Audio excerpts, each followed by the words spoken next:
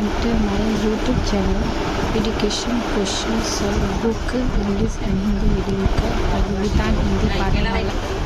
वितान Hindi पाठमाला class 4 का आज उसका लेसन 10 होगा तिलक की बुद्धिमत्ता। तो चलिए स्टार्ट करते हैं। स्टार्ट करने के पहले मेरे इस चैनल को सब्सक्राइब कर दीजिएगा, लाइक कर दीजिएगा। तो चलिए स्टार्ट करते हैं। मुंबई के भीड़ भरे इलाके में रहने वाला तिलक अपने माता पिता का दुलारा था।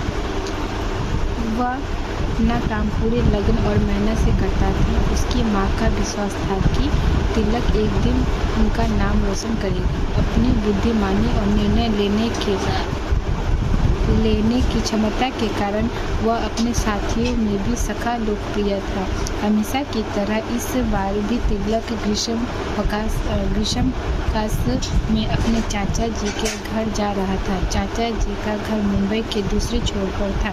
जब मम्मी उसका सामान बैग में रख रही थी तब उसने याद दिलाया, मम्मी मेरे गणित, विज्ञान और हिंदी पुस्तकें भी रख देना, छुट्टियों के बाद ही मेरा यूनिट टेस्ट है।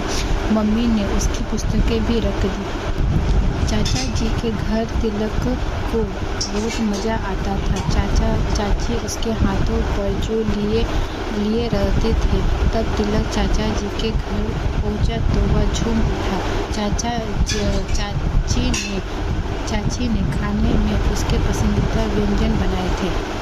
उसकी छुट्टियां तो पंख लगाकर उड़ रही थी। हाँ, वह रोज़ 2 घंटे अपनी पढ़ाई भी करता था। छुट्टियों के बाद जब वह घर आया तो परेशान हो उठा। उसने अपनी मम्मी को बताया, मम्मी 2 दिन बाद ही मेरा टेस्ट है और मेरी एक किताब चाचा जी के घर छूट गई है। अब मैं क्या करूं? घबराहट में तिलक के आंसू निकल गए। माँ ने सुझाया, पापा को फ़ोन करके बोल दो, शाम को वे चाचा जी के घर से पुस्तक ले आएंगे। तिलक ने पापा को फ़ोन किया तो उन्होंने अपनी समस्या बताई। बेटा, आज ऑफिस में काम ज़्यादा है तो मैं चाची जी से पुस्तक पार्सल करने को कह दूँ।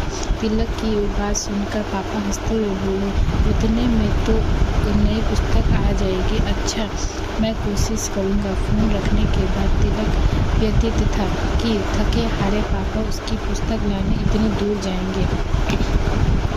उसका मन किसी काम में नहीं लग रहा था। वह खिड़की में से बाहर की चहल पहल देखने लगा। उसे लगा कि आज सड़क पर लोगों की ज़्यादा भीड़ है। एकाएक उसकी नज़र कुछ डिब्बों वालों पर पड़ी जो लगभग पूरे मुंबई में ही अपना खाना पहुंचाते हैं। डिब्बे वालों को मुंबई शहर का लाइफलाइन ऑफ मुंबई कहा जाता है, क्योंकि मुंबई में सब कुछ देर से हो सकता है लेकिन ये लोग अपने समय के पक्के होते हैं और इनका नेटवर्क पूरे मुंबई शहर में फैला हुआ है।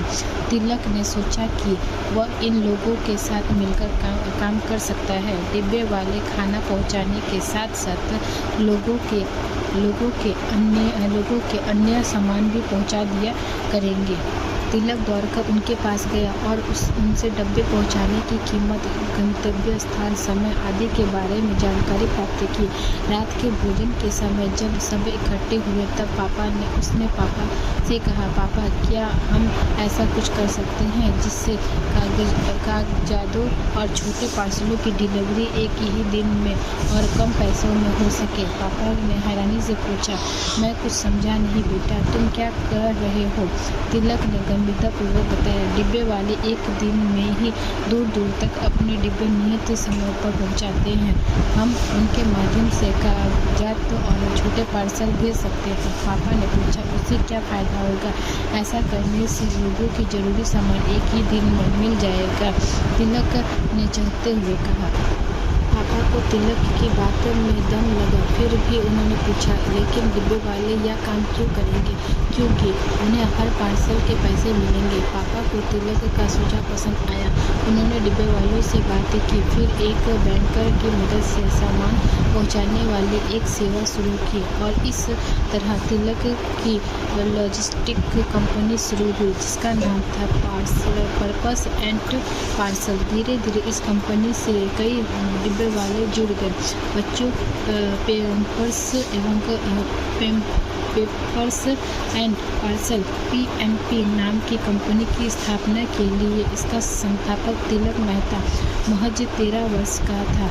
आज PNP अपना काम मोबाइल एप्लीकेशन के जरिए करती है। यह कंपनी बेहद कम कीमत पर और सबसे कम समय में लोगों के सामानों को उनके गंतव्य तक पहुंचाने के लिए मशहूर हो गई है। उसके इस प्रयास से जहां लोगों को अपना सामान जल्दी मिलता है, वहीं मुंबई के डिब्बे वालों की आय भी बढ़ गई है। और हाँ, तिलक ने स्कूल जाना बंद नहीं किया है। वह स्कूल से आने के बाद और छुट्टी वाले दिन अपना व्यवसाय देखता है।